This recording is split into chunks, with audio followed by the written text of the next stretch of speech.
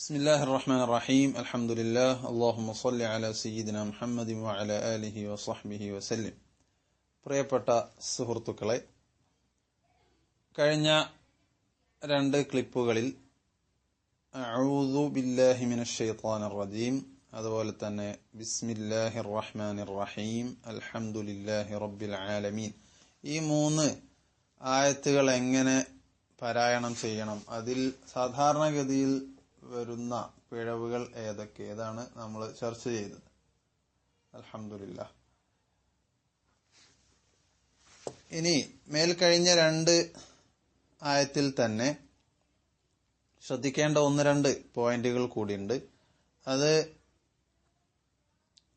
മിനശ് ശൈത്വാനി എന്നോ അല്ലെങ്കിൽ ബിസ്മില്ലാഹി അർറഹ്മാനി, ഇവിടെയൊക്കെ കൂടുതൽ നീട്ടുക. അൽഹംദുലില്ലാഹി റബ്ബിൽ ആലമീൻ, ഈ കൂടുതൽ നീട്ടൽ ശരിയല്ല. അതെല്ലാം അസ്ലിയായ മദ്ദാണ്. അല്ലാഹു എന്ന പദത്തിൽ മാത്രം ചില പണ്ഡിതന്മാർ ഒരലിഫ് കൂടി തഅദീമിന്റെ മദ് എന്ന നിലക്ക് പറഞ്ഞിട്ടുണ്ട്.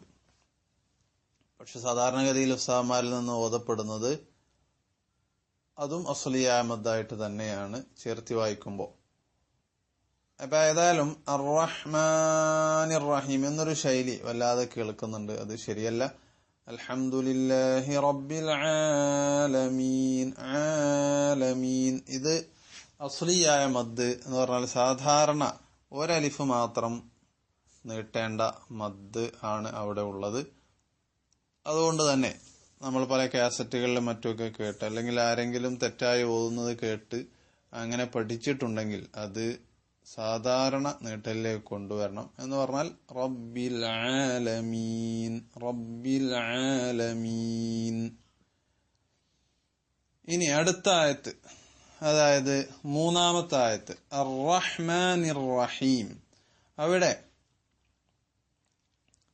ബിസ്മിയിൽ വന്ന രണ്ടു അള്ളാഹുവിന്റെ പേരുകൾ തന്നെയായതുകൊണ്ട് അവിടെ കൂടുതൽ വിശദീകരിക്കുന്നില്ല. പക്ഷേ അവിടെ കൂട്ടി വായിക്കുമ്പോൾ അവിടെ ധാരാളം ആളുകളുടെ ഫാത്തിഹ ബാത്തിലായി പോകുന്ന വളരെ നന്നായി പരിശീലിച്ച് ശരിയാക്കേണ്ട ഒരു കാര്യമുണ്ട്. എന്താണത്?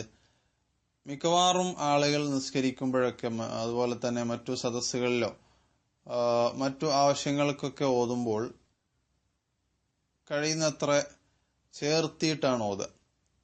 അങ്ങനെ ഓതുന്ന സമയത്ത് അർറഹ്മാനിർ റഹീം മാലികി യൗമിദ്ദീൻ എന്ന് ഓതിക്കഴിഞ്ഞാൽ മുസ്ഹഫിൽ നോക്കിയാൽ നമുക്കറിയാം അവിടെ ഒരക്ഷരം പോയിട്ടുണ്ട്.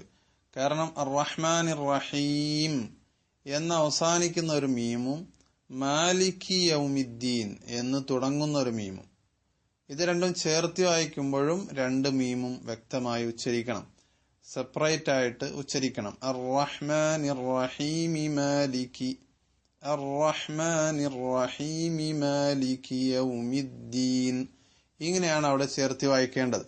എന്നല്ലാതെ അർറഹ്മാനിർ റഹീം മാലികി യൗമിദ്ദീൻ എന്നാണ് നമ്മൾ ഓതുന്നതെങ്കിൽ നമ്മുടെ ഫാത്തിഹയിൽ നിന്ന് ഒരക്ഷരം അതുകൊണ്ട് തന്നെ നഷ്ടപ്പെട്ടു. അതുകൊണ്ട് എങ്ങനെ ചേർത്തി വായിക്കണം എന്ന് നമ്മൾ മുസ്ഹഫിൽ നോക്കി പരിശീലിക്കുകയും അതിനുശേഷമേ ചേർത്തി വായിക്കാവൂ. അതേസമയത്ത് അർറഹ്മാനിർ റഹീം എന്ന് നിർത്തി പിന്നെ മാലിക് യൗമിദ്ദീൻ എന്ന് തുടങ്ങുകയാണെങ്കിൽ ശ്വാസം അയച്ചിട്ട് തുടങ്ങുമ്പോൾ രണ്ട് മീം ഉണ്ടാവും. ഇനി നാലാമത്തെ ആയത്ത് മാലികി യൗമിദ്ദീൻ, മാലികി യൗമിദ്ദീൻ, അവിടെ നോക്കൂ. മാലികി എന്നിടത്ത്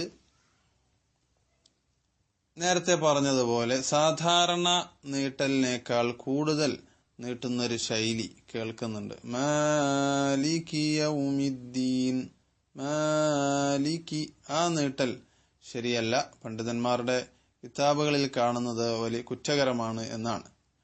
അപ്പൊ മാലികി എന്ന് മാത്രം പറയുക. അതുപോലെ തന്നെ ഇതുപോലെ ഫാത്തിഹ പരിശീലിക്കാത്ത പല ആളുകളിൽ നിന്നും മാലിഖി എന്ന് ഖാഫിലേക്ക് പോകുന്നുണ്ട്.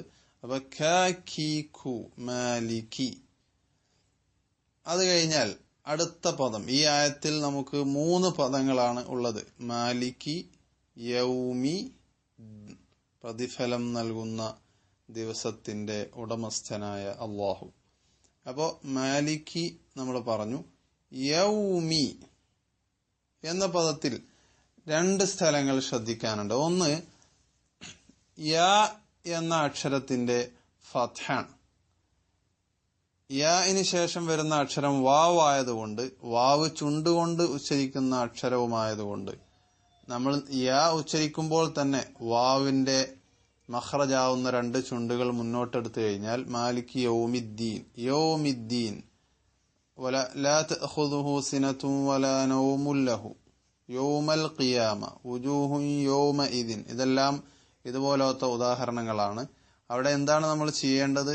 യ എന്ന് സാധാരണഗതിയിൽ യാഇന് ഫത്ഹിട്ടാൽ യ എന്നാ പറയാ, യോ എന്നല്ല. അതേപോലെ ഇവിടെയും മാലികി യൗമി, മാലികി യൗമിദ്ദീൻ ഇങ്ങനെയാണ് ഉച്ചരിക്കേണ്ടത്. അതേപോലെ രണ്ടാമത്തെ ഒരു കാര്യം അതിലുള്ളത്, വാവ് നമ്മൾ എപ്പോൾ ഉച്ചരിക്കുകയാണെങ്കിലും രണ്ട് ചുണ്ടുകളും ഒരൽപ്പം മുന്നോട്ട് വരികയും കൂർപ്പിച്ചു പിടിച്ച് ആ ഒരു വൃത്തത്തിൽ നിന്നാണ് വാവ് ഉച്ചരിക്കേണ്ടത്. അപ്പൊ തീരെ ചുണ്ടളക്കാതെ മാലിക് യൗമിദ്ദീൻ, യൗമിദ്ദീൻ എന്ന് പറയുമ്പോൾ വാവ് തീരെ ഉച്ചാരണത്തിൽ വരുന്നില്ല. അതുകൊണ്ട് തന്നെ യൗമി, യൗമൽ ഖിയാമ, യൗമഇദിൻ, ഈ വ്യക്തമായ ഉച്ചാരണം നമ്മൾ പരിശീലിച്ചെടുക്കണം. യൗമിദ്ദീൻ. മൂന്നാമത്തെ പദം അദ്ദീൻ എന്നതാണ്. അദ്ദീൻ എന്നിടത്ത് ശ്രദ്ധിക്കാനുള്ള ഒരു അക്ഷരം നിങ്ങൾ ഓർമ്മിച്ചു വെക്കേണ്ടത് ദാലാണ്. ദാലിന് എന്താണ്? ദാലിന് ഒരല്പം കാറ്റ് നടന്നു കഴിഞ്ഞാൽ തീനായിപ്പോയി. പലരും ഓതുമ്പോൾ അങ്ങനെ ആവുന്നുണ്ട്, നമ്മൾ അറിയുന്നില്ല. അത് നല്ല നിപുണനായ ഒരു ഉസ്താദിന് ഓതിക്കൊടുക്കുമ്പോഴാണ് നമ്മൾ ദാല് ഥ ആവുന്നുണ്ടോ. ഇപ്പൊ ഒരാള് ഓതുകയാണ് മാലിക് യൗമിദ്ദീൻ എന്ന് പറഞ്ഞാൽ അത് ഥ ആണ്. വത്തീനി വസ്സൈത്തൂൻ, അവിടെ മുസ്ഹഫിൽ തന്നെ ഉള്ളത് ത ആണ്. പക്ഷെ ഇവിടെ ദി എന്നാണ് പറയേണ്ടത്, ദി. ഇങ്ങനെ ദാലിന് ഒരു കുഴപ്പം വരുന്നുണ്ട് നമ്മൾ പ്രാക്ടീസ് ചെയ്തിട്ടില്ലെങ്കിൽ. ചില ആളുകൾ ദാൽ തന്നെ ആയിരിക്കും ഉച്ചരിച്ചിട്ടുണ്ടാവുക, പക്ഷെ അറബിയിലെ ദാൽ ആവുകയില്ല. എന്തേ കാരണം? മലയാളത്തിൽ നമ്മൾ യുദ്ധം,